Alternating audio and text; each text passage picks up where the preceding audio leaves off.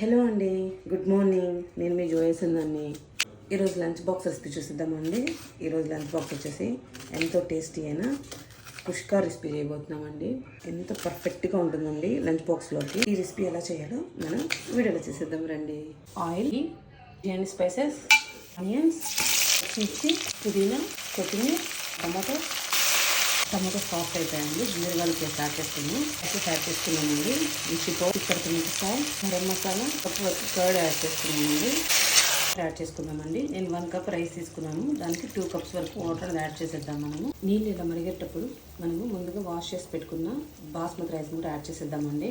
నేను 15 minutes soak కూడా చేసి పెట్టాను. దీన్ని లెమన్ కూడా వేసేసుకున్నామండి. అదండి లైట్గా వాటర్ ఉంది. ఇప్పుడు దీన్ని ఒక 15 మినిట్స్ అనేది దమ్ చేసేద్దాం. మన లంచ్ బాక్స్ అనేది రెడీ అయిపోయిందండి. ఎంతో టేస్టీ అయినా ఈ కుష్కా రెసిపీ అనేది తప్పకుండా ట్రై చేయండి. ఇంకో లంచ్ బాక్స్ రెసిపీతో మేము ముందుంటాను.